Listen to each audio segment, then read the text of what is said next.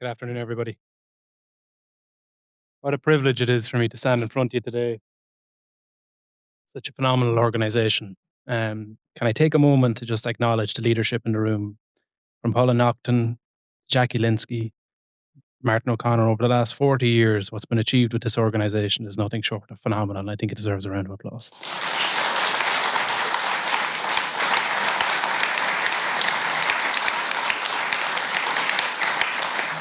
We've just heard two powerful perspectives on the work of COPE Galway. First and foremost, from Martin, the remarkable story of this organization's coming to being, how it evolved over 6 decades to match the changing needs of our society. And then from our panel discussion, the very real and immediate needs of the communities that we're working with, and how our teams are working tirelessly every single day to respond to them needs. Together, those two perspectives say something really important about this organization. COPE Galway did not just grow over the last 60 years, it was built.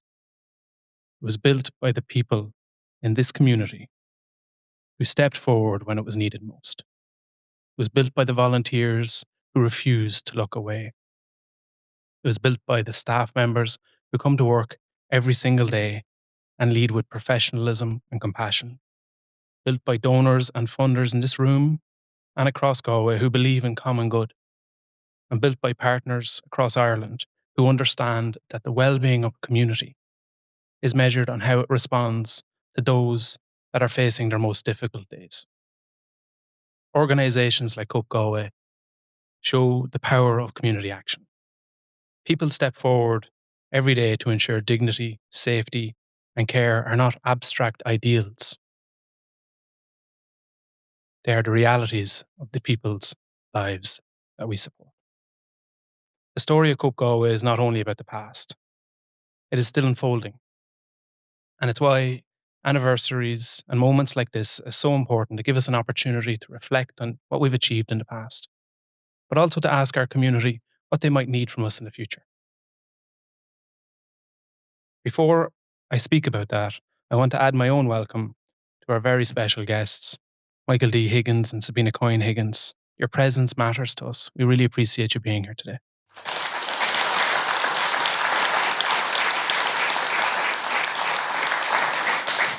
During your public lives, you reminded Ireland why dignity is not abstract and why it is practical.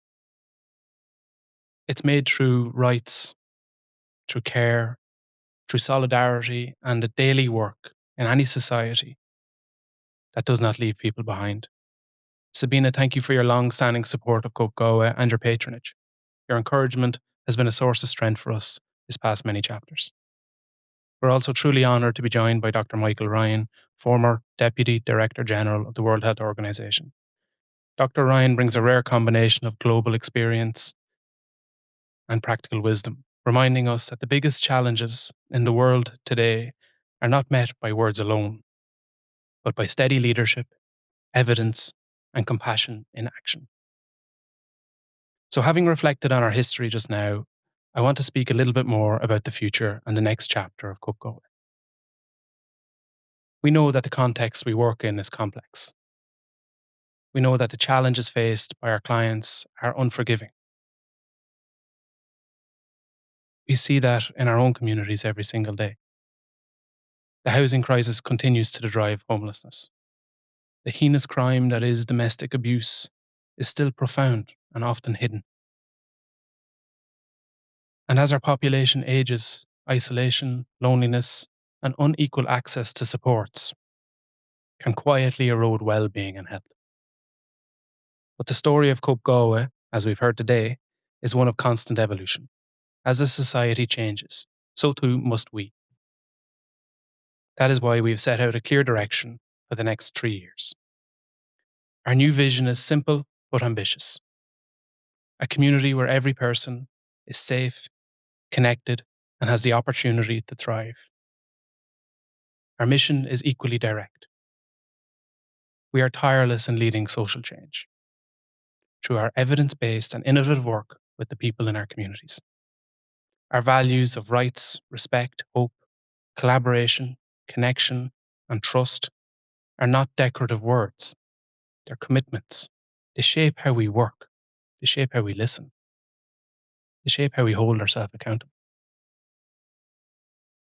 But vision and values are words that must turn into action. We have developed our new strategic plan, 26 to 28. It's a 3-year strategic plan that is deliberately positioned within a 10-year horizon. The longer horizon matters. It tells us something really important about COPE Galway, and we're not interested in short-term fixes or gestures. We're focused on building lasting change that still meets the urgent needs of today.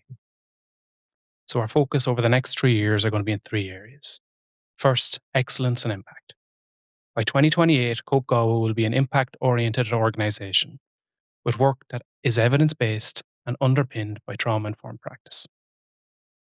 That means to continue strengthening the quality and consistency of our services, enhancing what we already do, and developing new responses to meet the needs as they arrive.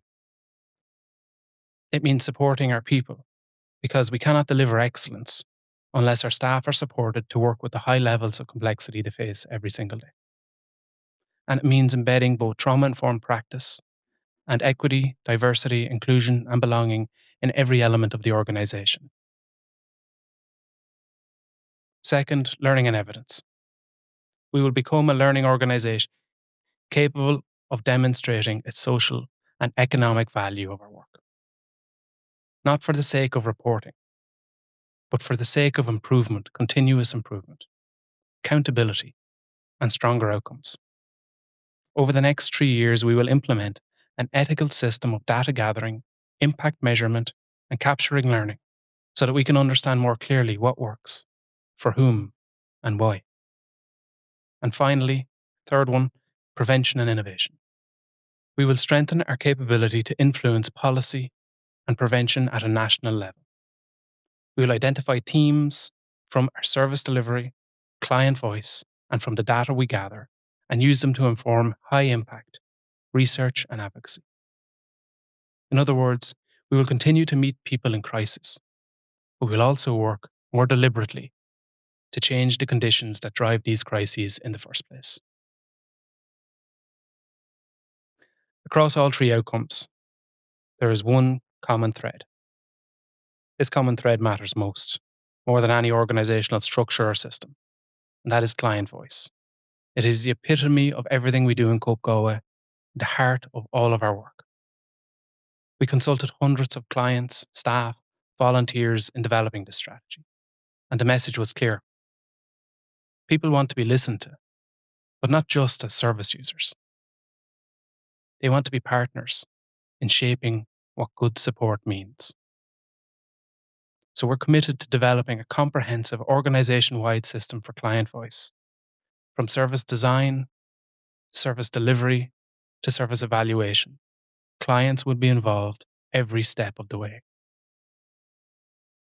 And like everything in our history, it will require partnership. COPE Galway is rooted in Galway. It belongs to Galway.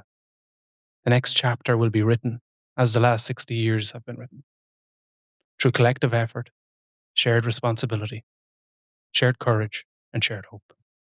And let me close with this. When we speak about societal change, we've heard quite a bit about it today. What are we speaking of? We're speaking of a child who can sleep in their own bed, in their own home. We're speaking of a woman who lives free from fear. We're speaking of an individual who can exit homelessness with the right supports to sustain a home. And we're speaking of an older person who's no longer isolated, who's nourished, connected, and seen. That is the work. That is the promise. That is the future of COPE Galway. Thank you for walking with COPE Galway over these past 60 years and into the next chapter. Thank you in advance of your continued partnership and belief in this organisation for us to realise these plans over the next 3 years.